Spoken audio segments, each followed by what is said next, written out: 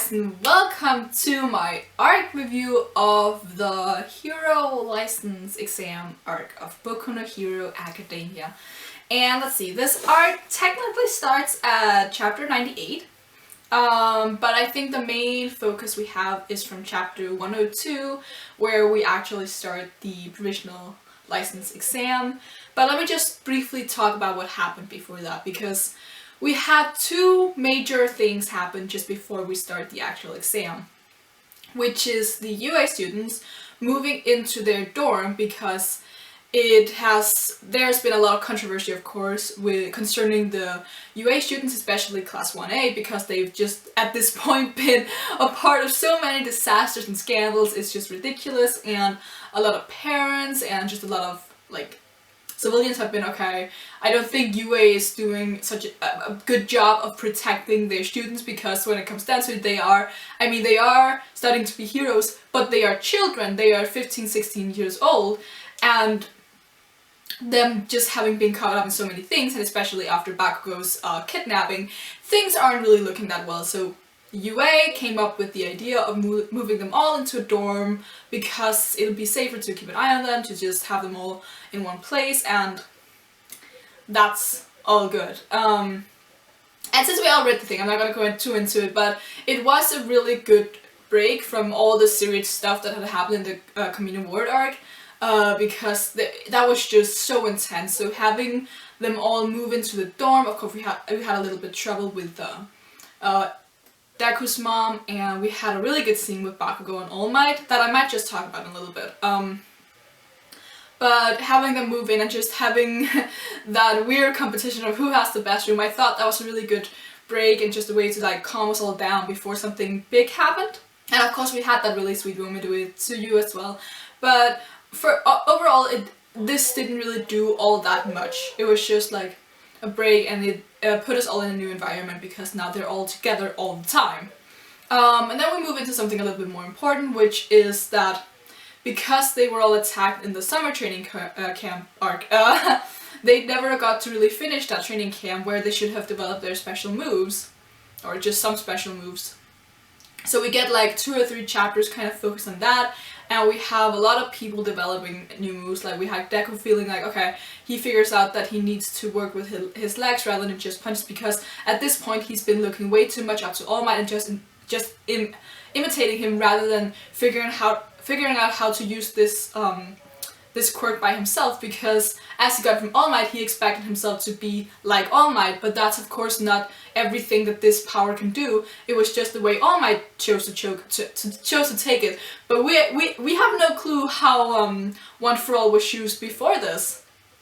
So I really like to see flashbacks of All Might's teacher or All Might's president.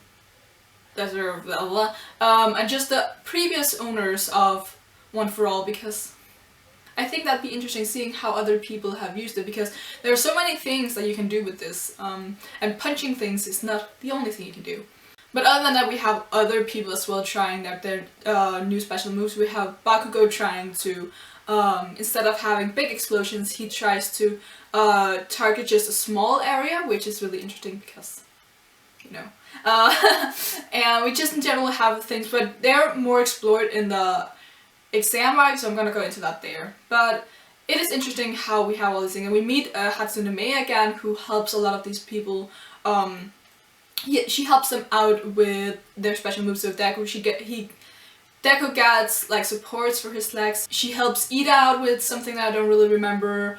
And just we see further into the story, she helps Kaminari make that weird thing that shoots out the thing so he can control his lightning, and possibly more people that I'm just not remembering.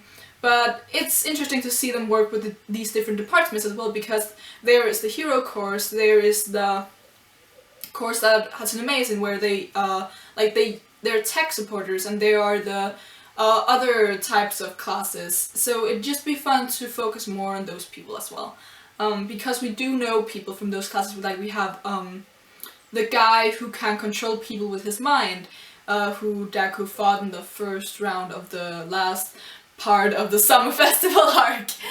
So we have all those people, and just going into this provisional exam arc, we not only meet people from other classes, but we meet other schools as well. Most importantly, we meet Shikatsu, and we meet Katsubutsu Academy, who Joke is she's a teacher there.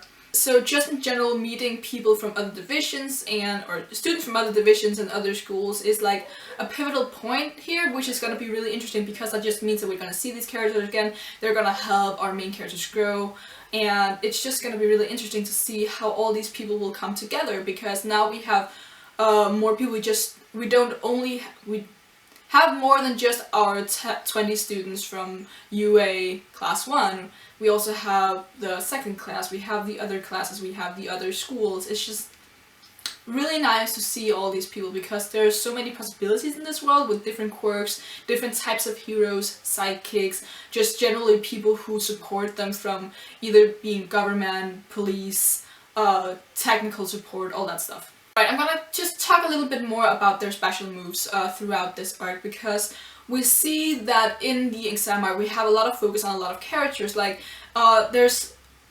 except for maybe Todoroki and Deku, because he's the main character, there isn't really one character who gets a lot of chapters dedicated to them. But a lot of characters just have like 1 or 2 chapters or parts of chapters where they get to shine. Like we have Aoyama, who has that really nice speech of just wanting to be like everyone else. We have Kaminari, who works well with Bakugo and Kirishima to defeat, what was his name? Shishikura. And we have like small focuses on people like that, but not really a lot. But we do have we see people use their special techniques. So we have Tokoyami using his new shadow move, which I at the moment actually forgot what the hell does, but I'm pretty sure it's a good thing because it has a special name. We have Ashido, I think Acid Girl's name is right. Ashido, she has developed a way for her acid to like harden and be used well in defense. We have Uraraka, who's learned to use her quirk on herself without getting extremely sick afterwards. We have Deku, of course, using his slacks. We have Todoroki using both his flames and his ice, even though he says that multiple times. He's still not really gotten control of using his fire side yet. He's getting there.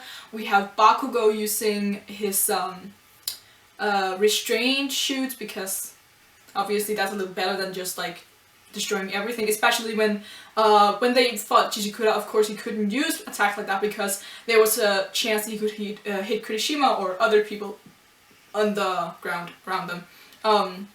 We have Kaminari showing off his new techniques, and just in general people showing off their new techniques. And the reason that I think this is really important, because yeah, it looks cool and that's great, but the reason that this is really good is because now they've had a chance to practice their moves and use them in stressful situations, such as especially the first part of this this exam arc, because that was just a clusterfuck of people trying to get into those 100 who would get through to the next exam phase.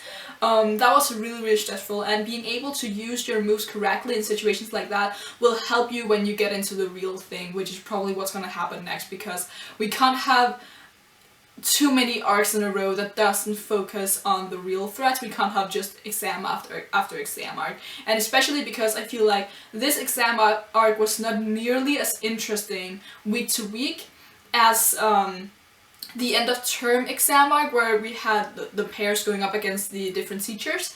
I did not read that week to week though, but there were just chapters here even when I read it in like one thing, it was still a little hard to get through because I wasn't excited all the time, and I have reread the end of term arc so many times and it still excites me.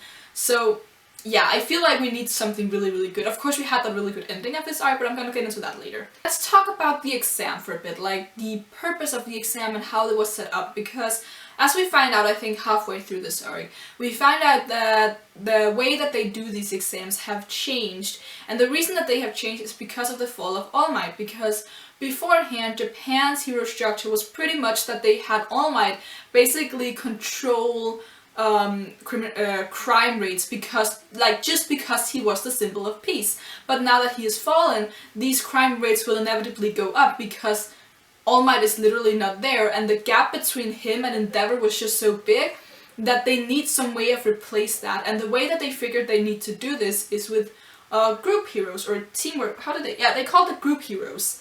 So what they really want this exam to focus on is for people to work in groups. And it's of course, it's how the UA students got through the first exam, and it's how many of the UA students got through the second exam as well. They worked together as a unit and tried to then find a way to pass both exams.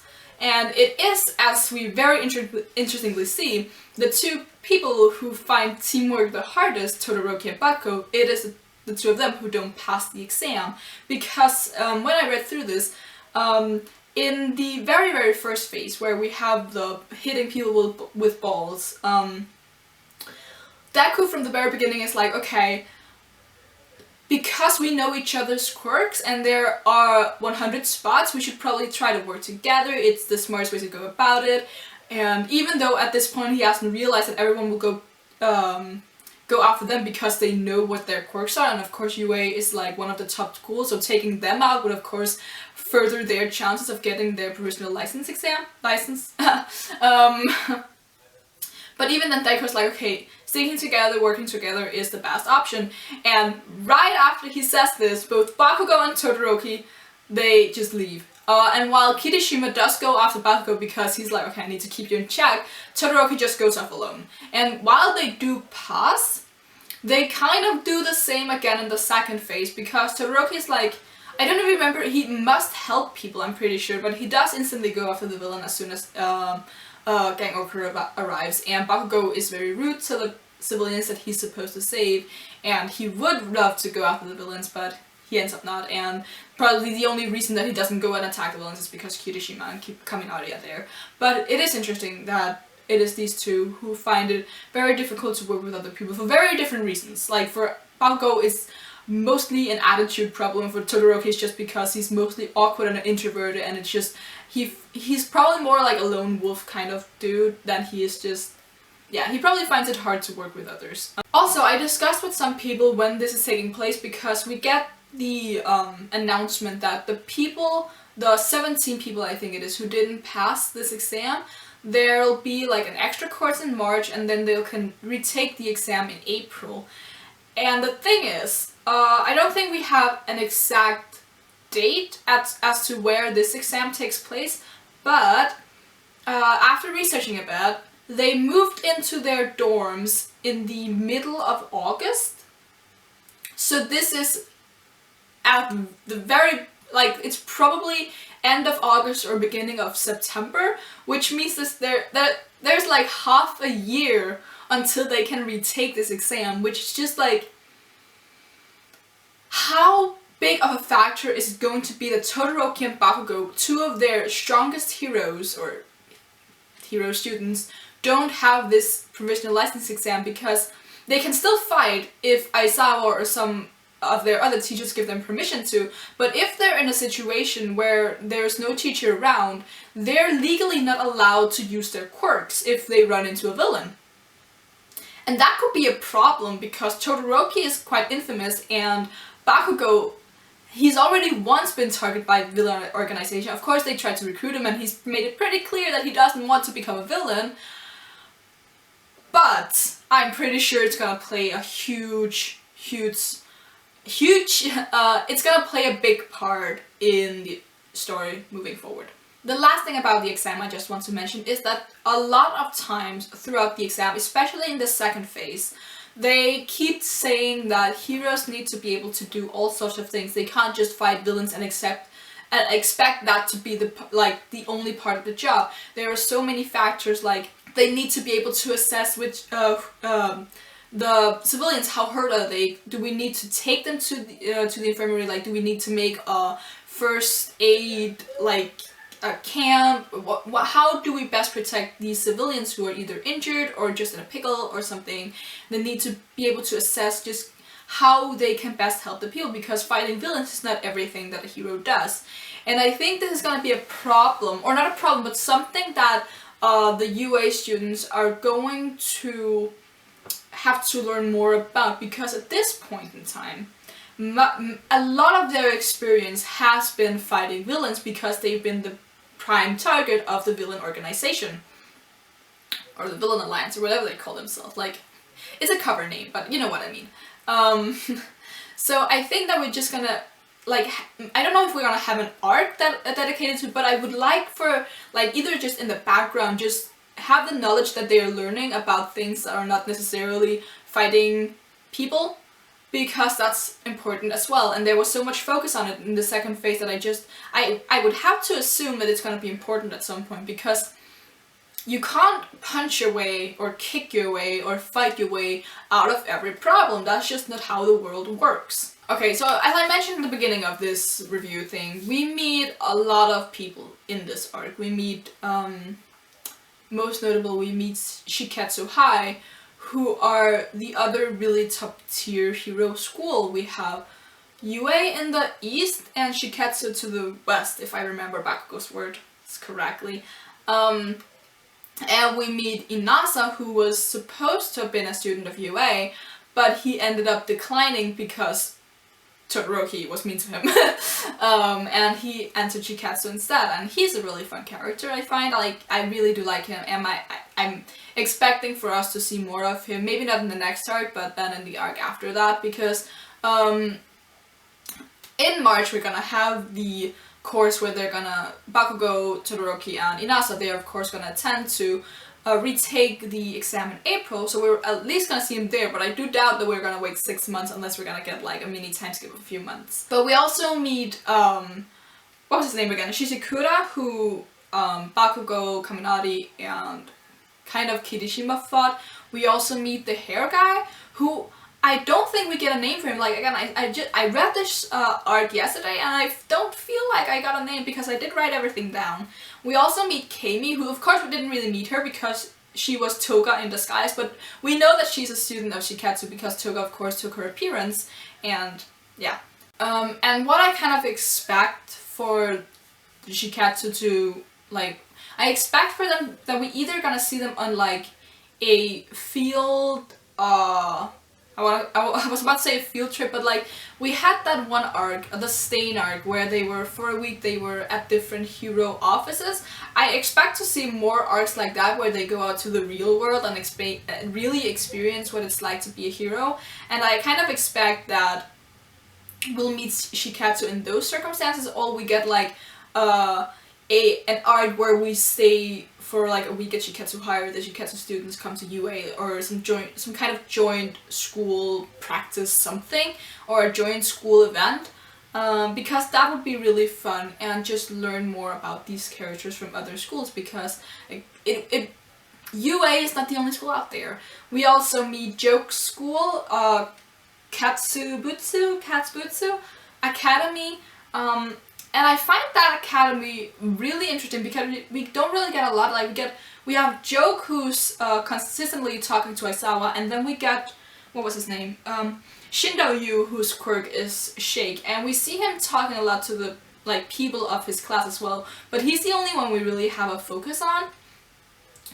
So I am expecting for them to come back into play at some point, but I'm struggling to find out exactly how they're gonna come into play again, because when it comes down to it, the UA students are our main focus. We can't focus too much on the other people, so we're gonna have to find some really creative ways of getting these people back into the story. But let's talk about Toga, because I mentioned her not too long ago, so let's just stay on this.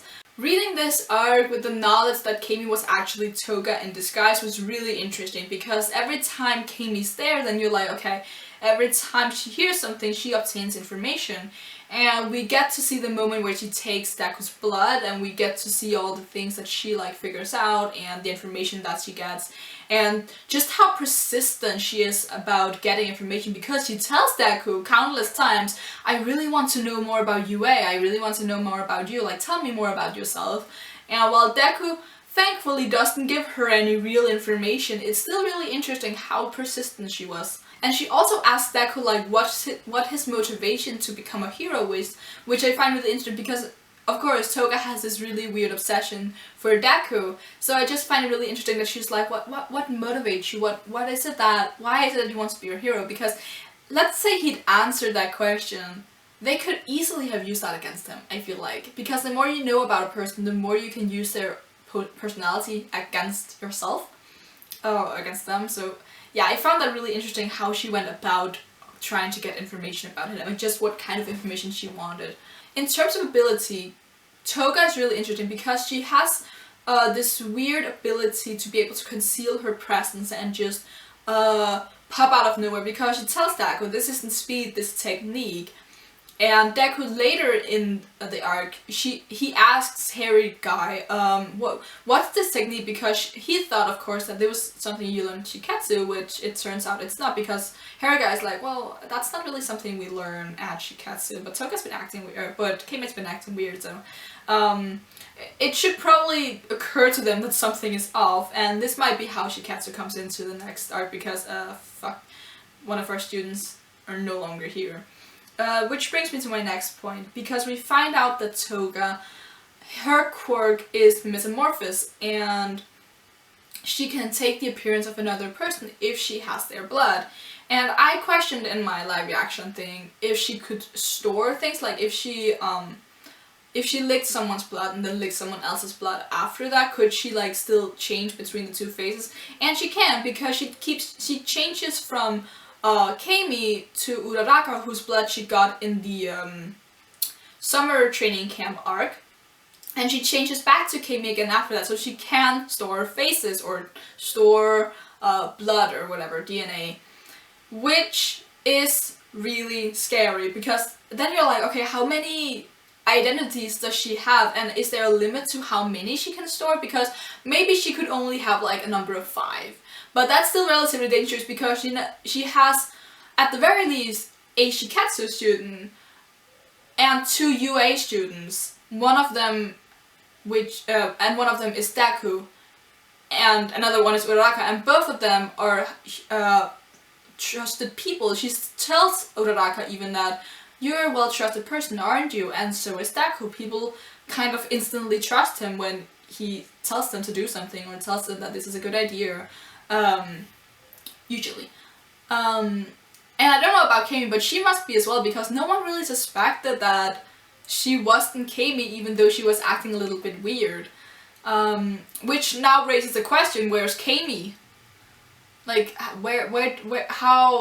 because she must have been missing for a week or something, and like, Toga could just have like taken her identity and just gone about her life, gone to her home, gone to the school and stuff like that.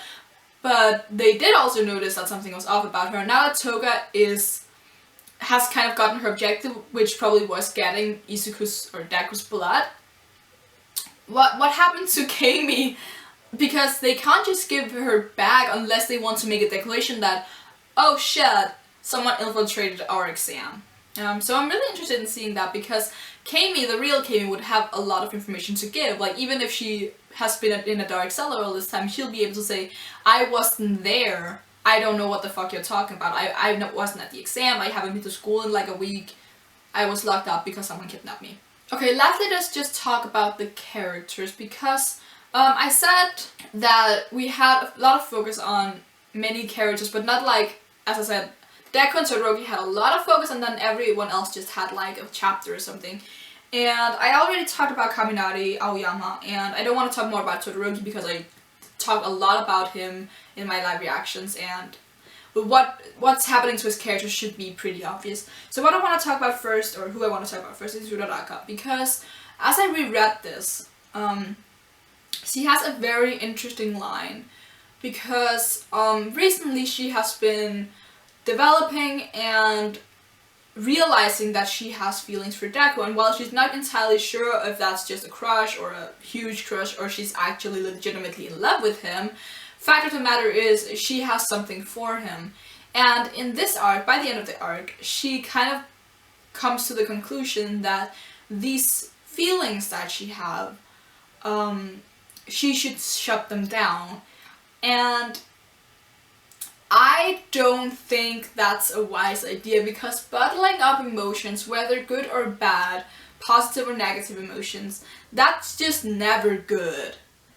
You should never conceal what you're feeling. Like, you should never, bottle up your feelings, because at some point that's just not gonna work. At some point you can't do that anymore, and your feelings just overflow.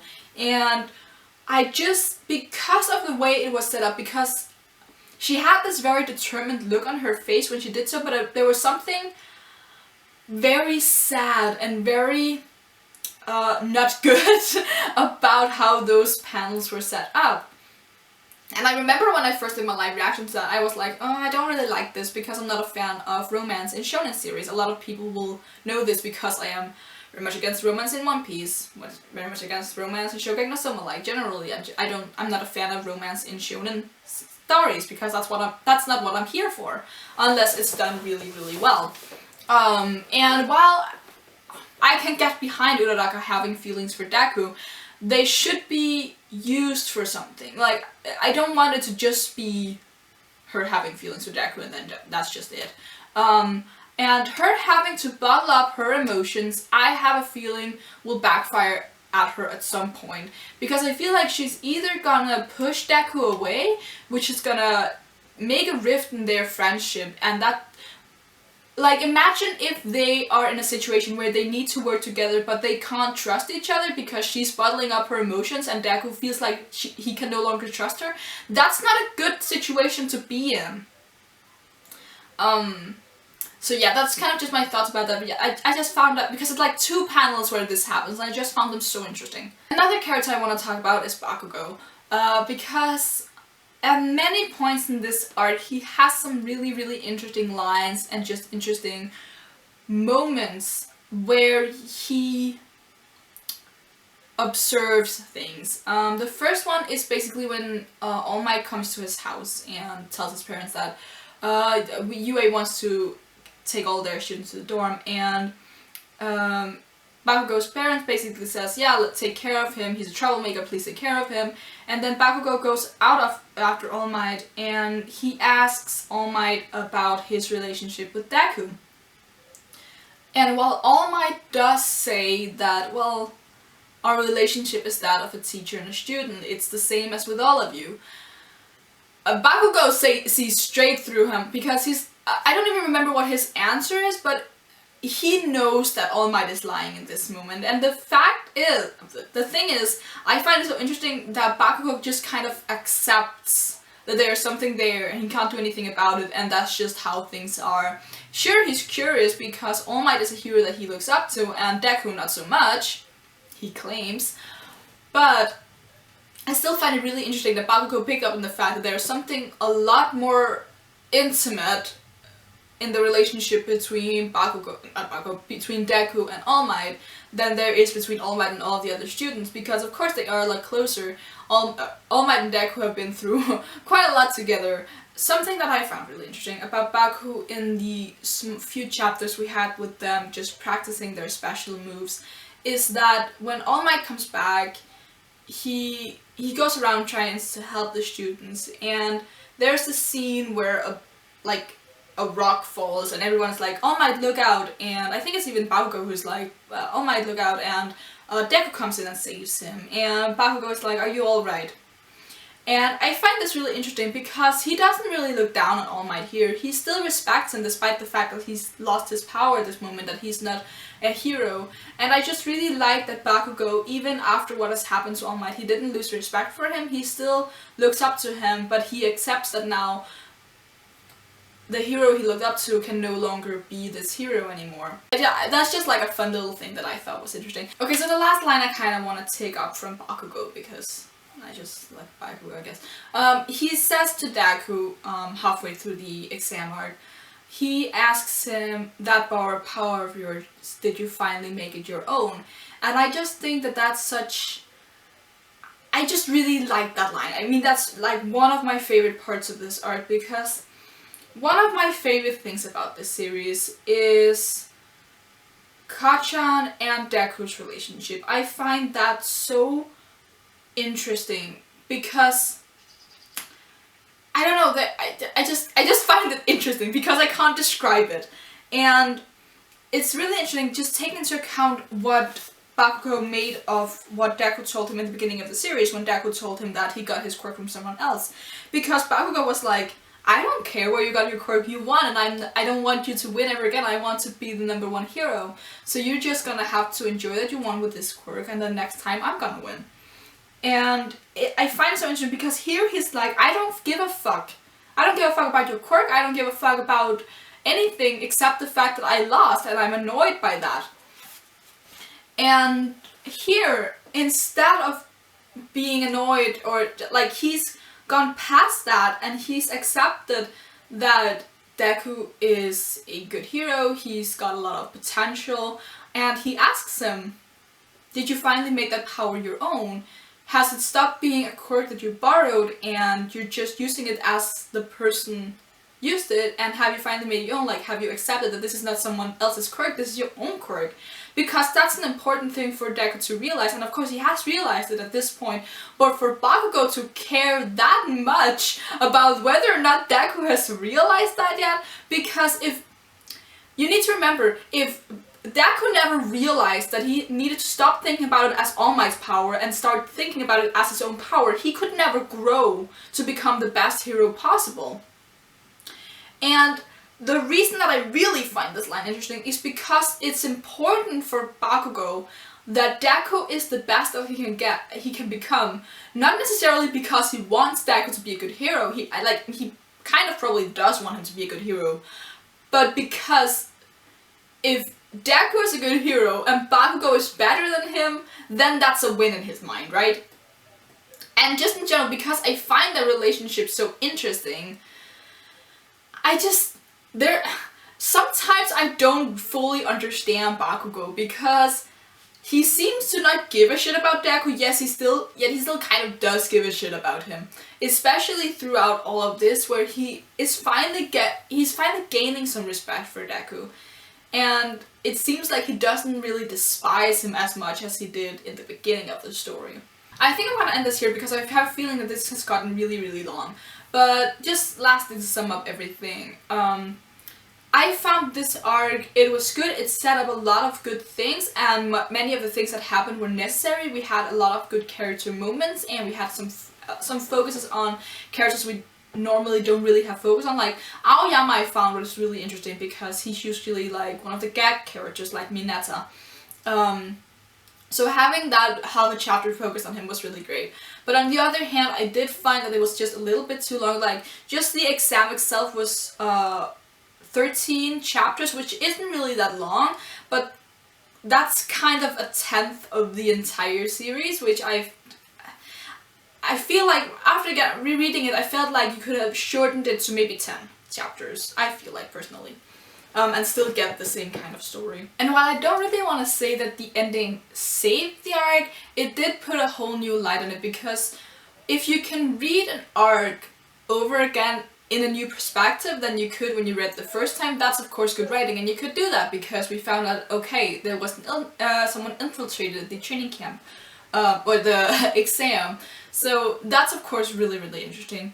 And generally, like, it's not, Boku no Hero Academia doesn't have bad arcs, that the series have consistently very, very good arcs, but because you have so many other good arcs, this one just felt a little bit too slow, and it felt like at this point, after getting off the Camino Ward arc, there was just, the stakes weren't that high because it was just about getting their provisional license. And while I have argued for the fact that it might be really important later that two of our main characters don't really have that license, as an individual story arc, this is really not gonna be in my top 5 favorite arcs. But that's not to say that it was bad. Of course it wasn't. It was enjoyable, and I did enjoy reading it twice. But yeah, this concludes this arc review, I guess. If you liked anything that I had to say despite the length of it, please leave a thumbs up on the video. Leave in the comments below what you thought of this arc. Feel free to discuss anything that I skipped over, or explore more of the things that I did talk about, because this was, of course, just an overview and more of my general thoughts, because a lot of things that happen and I don't really have time to talk about all of it in like half an hour. And yeah, you can subscribe if you're interested to see more. I do reviews of One Piece, Shokugeki no Soma, Boku no Hero Academia, obviously, Haikyuu, and I do weekly videos on One Piece the anime and Haikyuu the anime. So if you're into those, you can subscribe, and until next time, bye!